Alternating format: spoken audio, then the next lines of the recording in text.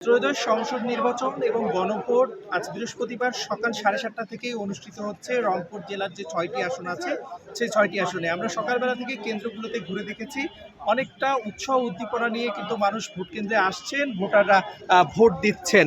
আমি এই মুহূর্তে আছি রংপুরের পীরগঞ্জের যে 6 আসন এখানে যে চত্রা উচ্চ বিদ্যালয় যে ভোট কেন্দ্রটি আছে সেখানে আপনাদেরকে একটু সময় সংবাদের ক্যামেরার চোখে একটু দেখানোর চেষ্টা করছি যে আপনারা দেখছেন যে অনেক যারা ভোটার রয়েছেন তারা কিন্তু ভোট কেন্দ্রে আসছেন, ভোট দিচ্ছেন, তাদের পছন্দের প্রার্থীকে কিন্তু বেছে নিচ্ছেন। এবং সেক্ষেত্রে যদি একটু বলি যে মূলত এই রংপুর 6 আসনে কিন্তু মোট ভোটার রয়েছেন 3,60,000-এর কিছু বেশি।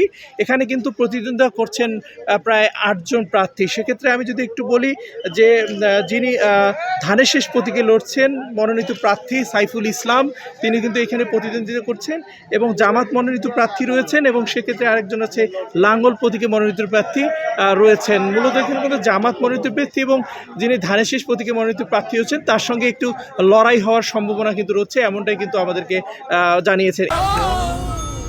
ডেন্টিস্টের পরামর্শ নাও নতুন কোলগেট অ্যাক্টিভ সল্ট।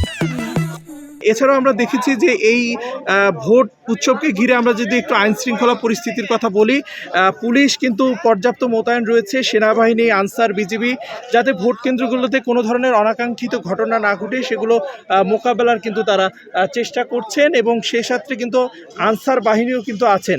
সব কিছু মূলে যদি বলি যে এই নির্বাচন এবং গণভোট উপলক্ষে কিন্তু একেবারেই সকাল থেকে কঠোর নজরদারির মধ্যে আইন শৃঙ্খলা পরিস্থিতি রাখা হচ্ছে। এখানে পুলিশ কিন্তু টহল দিচ্ছে, পুলিশের পাশাপাশি আমরা দেখেছি কিছুক্ষণ আগে ফায়ার সার্ভিসের কর্মীরাও কিন্তু এসেছেন।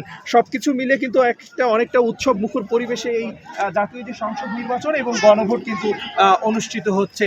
সব কিছু মিলে যে নির্বাচন এবং গণভোট যে অনুষ্ঠিত হচ্ছে তার সর্বশেষ তথ্য রংপুরের পীরগঞ্জ থেকে এই ছিল আমার কাছে থাকা সর্বশেষ তথ্য।